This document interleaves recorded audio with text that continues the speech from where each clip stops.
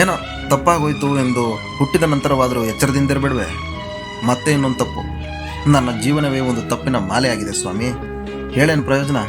ಆದರೂ ಹೇಳ್ತೇನೆ, ಪ್ರಯೋಜನವಿಲ್ಲದ ಬಾಳನ್ನೇ ಬಾಳುವ ಮನುಷ್ಯ ಪ್ರಯೋಜನವಿಲ್ಲದ ಮಾತನ್ನಾಡುವುದರಲ್ಲಿ ಏನು ತಪ್ಪಿದೆ ಬಿಡಿ. ಆ ತಪ್ಪು ಯಾವುದು ಅಂದ್ರ, ನನ್ನ ತಂದೆ ತಾಯಿಗಳು ನನ್ನನ್ನು ಶಾಲೆ ಕಳಿಸಿದ್ರು. ಏನೋ ಹಿರಿಯರು ಬುದ್ಧಿ ಇಲ್ಲ ಕಳಿಸಿದ್ರು ಅನ್ನಿ. ಬುದ್ಧಿ ಇದ್ದ ನಾನು, ಕಿರಿಯನಾದ ನಾನು ಯಾಕೆ ಹೋದೆ? ಇದು ನನ್ನ ತಪ್ಪಲ್ವೇ? ಹೌದು, ಒಪ್ಕೊಂಡೆ. ಅವ್ರ ಮುದ್ದು ಮಾತನ್ನು ಕೇಳಿ ಶಾಲೆಗೆ ಹೋಗಿ ಮೂರ್ಖನಾದೆ. ಶಾಲೆಯ ಮುಖವನ್ನು ನೋಡದ ನನ್ನ ಅನೇಕ ಸ್ಲಮ್ ಗೆಳೆಯರು ಹೇಗಿದ್ದಾರೆ? ದನಗಳನ್ನು ಕಾಯುತ್ತಾ ಹಾಯಾಗಿ ಹಾಡಿಕೊಂಡಿದ್ದಾರೆ, ಆಡಿಕೊಂಡಿದ್ದಾರೆ. ನಮ್ಮ ದೇವರಾದ ಆ ಫಟಿಂಗ ಗೋಪಾಲನಾದ ಶ್ರೀಕೃಷ್ಣನಂತೆ. ನನಗಿದೆಯಾ ಪುಣ್ಯ? ಆ ನಂತರದ ತಪ್ಪು, ಚೆನ್ನಾಗಿ ಓದ್ಕೊಂಡು ಪ್ರತಿ ವರ್ಷವೂ ಪಾಸಾದೆ. ಇದು ನನ್ನ ಮೂರ್ಖತನವೇ. ಇದಕ್ಕೆ ಬೇರೆ ಯಾರನ್ನ ಸ್ವಾಮಿ ಬೈಲಿ?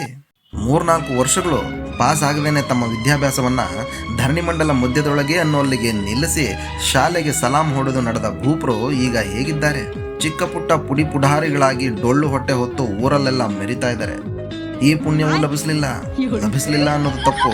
ನಾನೇ ಆ ಪ್ರಯತ್ನವನ್ನು ಮಾಡಲಿಲ್ಲ. ತಪ್ಪು ನನ್ನದೇ.